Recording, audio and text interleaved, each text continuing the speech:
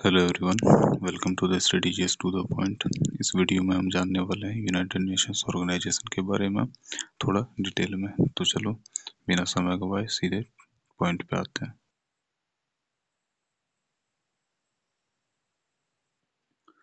संयुक्त राष्ट्र संघ यूनाइटेड नेशंस ऑर्गेनाइजेशन, इसकी स्थापना 24 अक्टूबर 1945 को हुई थी। द्वितीय विश्व युद्ध के बाद सदस्य देश हैं इसके 193 और मुख्यालय है इसका न्यूयॉर्क यूएसए में।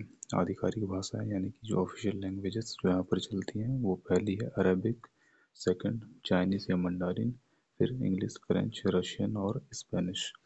इसका संविधान यानी कि जो चार्टर कहा जाता है वो है सैन फ्रांसिस्को सम्मेलन 25 अप्रैल से लेकर के 26 जून 1945 के बीच में जो तैयार किया गया था वो इसका संविधान कहलाता है। इसका उद्देश्य क्या है? तो इसका उद्देश्य है अंतर्राष्ट्रीय शांति और सुरक्षा बनाए रखना, राष्ट्रों के बीच मैत्रीपूर्ण संबंध विकसित करना, मानवाधिकार और समानता को प्रोत्साहित करना और वैश्विक समस्याओं का समाधान सहयोग से करना। ये इसके 4 कोर उद्देश्य हैं जो इसको ये पूरा करने की कोशिश करते हैं। अब यूएनओ के मेन ऑर्गन्स यानी प्रमुख अंग क्या क्या हैं इसके, तो उसमें हम लोग जानेंगे अंग का नाम, फिर उसकी स्थापना कब हुई थी, मुख्यालय कहाँ पर और उसका मेन फंक्शन क्या है। सबसे पहला है general assembly. United Nations general assembly यानी कि यूएनजीए शॉर्ट में कहा जाता है। इसकी स्थापना 1945 में हुई थी। हेडक्वार्टर न्यूयॉर्क में है और इसका कार्य है सभी सदस्य देशों की समान भागीदारी करना या बढ़ाना, बजट और नीतियां पारित करना, पॉलिसीज और नए सदस्यों को स्वीकृति देना। दूसरा है सिक्योरिटी काउंसिल। इसकी भी स्थापना वही 1945 में हुई थी और न्यूयॉर्क इसका जो है हेडक्वार्टर है और इसका फंक्शन क्या है? अंतर्राष्ट्रीय शांति बनाए रखना, सैन्य कार्रवाई का निर्णय लेना न लेना इत्यादि। और सदस्यता के लिए जो है एक देश को सुरक्षा परिषद की सिफारिश पर महासभा द्वारा चुना जाता है। यह ध्यान में रखना है, ये बहुत ही इंपॉर्टेंट लाइन है कि सदस्यता के लिए एक देश को सुरक्षा परिषद की सिफारिश पर महासभा जो है जनरल असेंबली द्वारा चुना जाता है।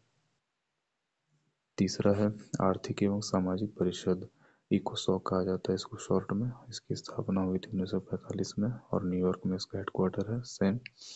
और इसका कार्य क्या है? आर्थिक, सामाजिक और सांस्कृतिक सहयोग को बढ़ावा देना। चौथा है हमारा न्यास परिषद, ट्रस्टीशिप काउंसिल। इसकी स्थापना 1945 न्यूयॉर्क में हुई थी और इसका कार्य है ट्रस्ट क्षेत्रीय देशों की देखरेख। लेकिन अब यह जो है निष्क्रिय हो चुका है, इसका कोई कार्य नहीं होता। अब इस ये जो है 1994 में इसको सस्पेंड कर दिया गया था, तो ये हमारे लिए उतना ज़्यादा इम्पोर्टेंट नहीं है। पांचवा है ICJ, international court of justice. ये बहुत ही ज़्यादा न्यूज़ में रहता है तो इसके बारे में जानना और भी ज़्यादा ज़रूरी हो जाता है हमारे लिए। इसकी स्थापना वही 1945 में हुई थी। हेडक्वार्टर इसका हेग नीदरलैंड्स में।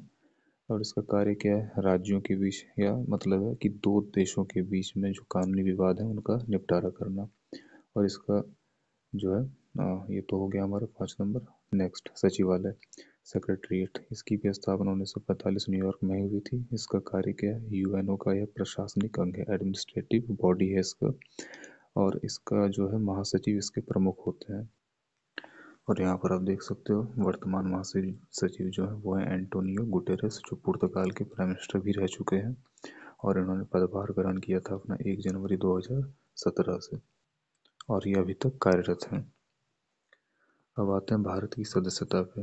देखो भारत इसका जो संस्थापक सदस्य है 1945 से, मतलब जब यह स्थापित हुआ था तब से भारत इसका मेंबर है और इसलिए भारत को संस्थापक सदस्य कहा जाता है। और तब जो भी इसके मेंबर थे सबने मिलकर जो जिसने बनाया था उन सबको भी।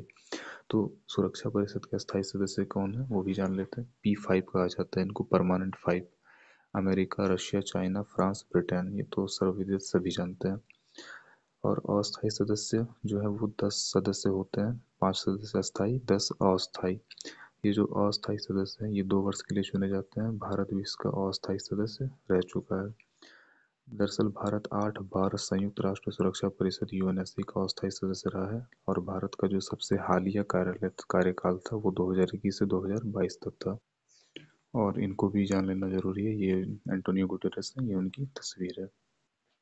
तो आज के लिए बस इस वीडियो को अगर आपको पसंद आया हो तो लाइक करिए, शेयर करिए, सब्सक्राइब करिए।